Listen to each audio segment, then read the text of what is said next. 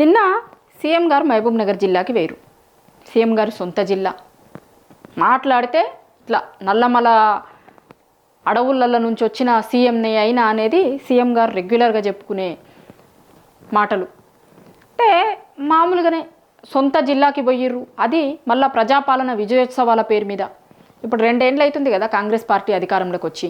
So అట్లా 2 ఏళ్ల నుంచి ప్రజాపాలన వాళ్ళు పెట్టుకున్నారు కదా పేరు, ప్రజాపాలన అని. ఇందిరమ్మ రాజ్యం ప్రజాపాలన.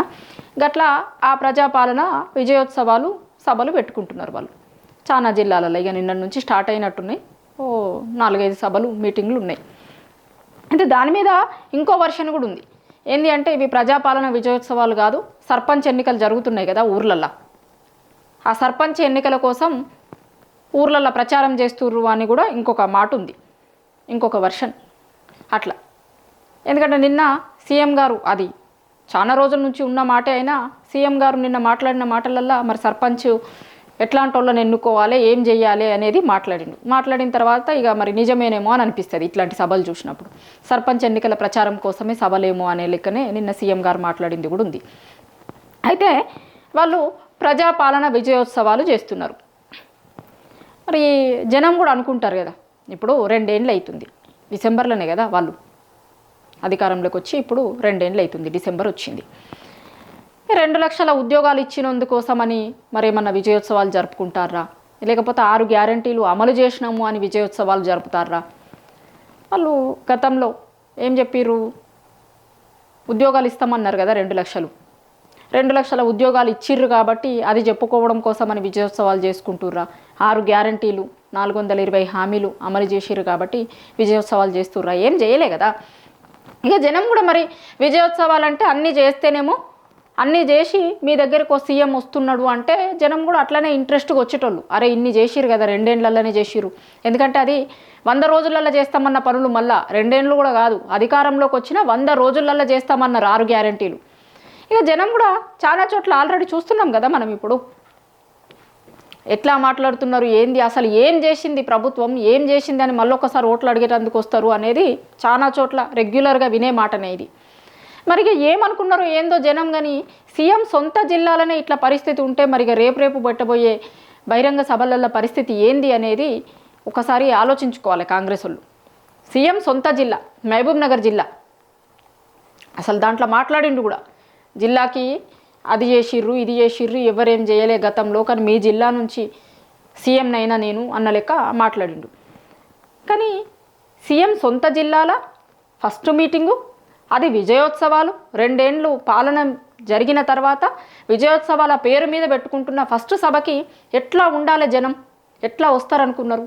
ఎందుకంటే సీఎం సొంత జిల్లా నుంచి మాట్లాడితే అన్ని జిల్లా వాళ్ళు చూస్తారు, మిగతా జిల్లా వాళ్ళు చూస్తారు, వేరేటోళ్ళు కూడా ఇటు దిక్కు చూస్తారు. అరే 2 ఏళ్ళు అయింది, 2 ఏళ్ళ తర్వాత సీఎం సొంత జిల్లాలో పెడుతున్న మీటింగ్ అంటే ఎట్లుండాలి, కానీ ఎట్లుంది చూడు ఒక్కసారి.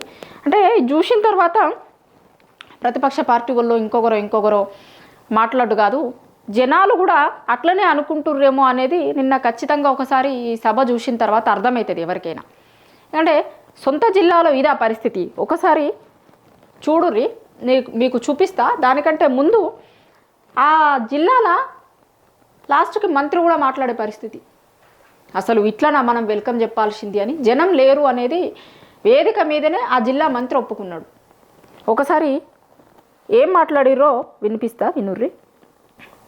పెద్ద ఎత్తున ఇంకా ఆశీర్వాదం చేసేది ఉండే, ఎక్కడో లోపం జరిగింది, ఖచ్చితంగా ఇది చాలా పెద్ద ఎత్తున మనం వెల్కమ్ చేసేది ఉండే, కానీ ఎక్కడో లోపం జరిగింది అని జిల్లా మంత్రి ఒప్పుకున్నాడు సీఎం సభలో. ఇది ఆయన సభలో మాట్లాడుతున్న మాటలు ఇవి. ఇగో ఈ సభ కిందున్న పరిస్థితి ఇది చూడుర్రి.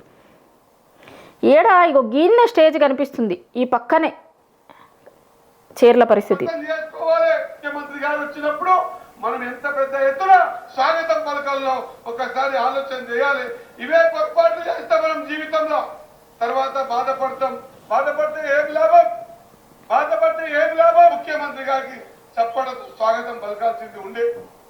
ఏ మాటగా మాట మాట్లాడుకోవాలి, మన లోపల ఇంకా మార్పు రావాలి. ఎవరి కోసం ప్రయత్నం చేస్తా ఉన్నాడు. చాలా మంది నా మీద దుమ్మెత్తి పోసిన బాధపడలే. ఆ పెద్ద మనిషి మన దగ్గరకు వస్తే ఈ రోజు మీరు చేసిన ప్రవర్తన మనసు గాయమైందని మాత్రం తెలియజేస్తా ఉన్నా. ఇది మనలో జరగొద్దు. మన లోపల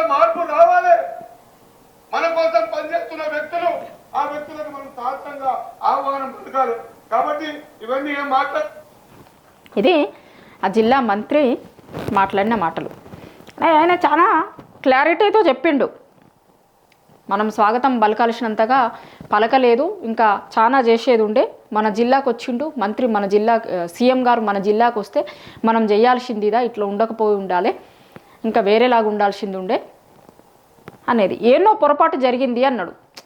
ఏదో పొరపాటు జరిగింది అనేది ఒకసారి కాంగ్రెస్ వాళ్ళు ఆలోచించుకుంటే ఈజీగా అర్థమైపోతుంది. ఏడ పొరపాటు జరిగింది, 2 ఏళ్ళ నుంచి జరుగుతున్నాయన్నీ పొరపాట్లే కదా.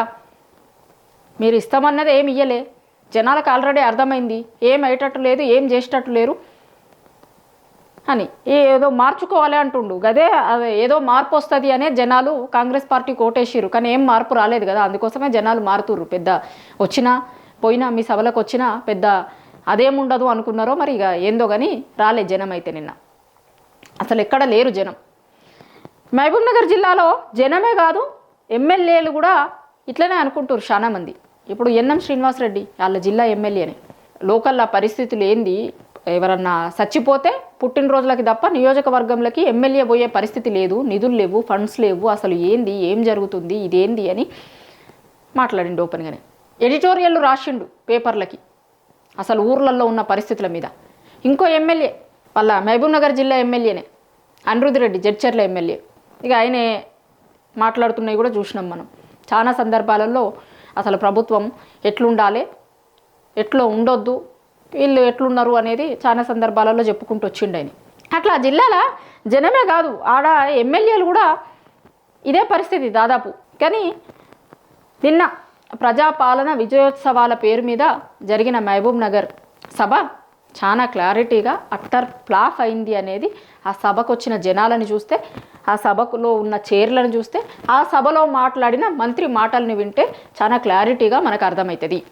Utter flop show. అసలు జనం లేక చాలా చోట్ల ఖాళీ కుర్చీలు. ఇది ఫస్ట్ రోలల్లో ఉన్న పరిస్థితి. ఇక ఇప్పుడు మామూలుగా వెనకాల రోలల్లా, లేకపోతే సీఎం రావడానికి ముందు ఇంకా చైర్లు నిండక ముందు ఉన్న పరిస్థితి కాదు, సీఎం వచ్చిన తర్వాత ఉన్న పరిస్థితి ఇది.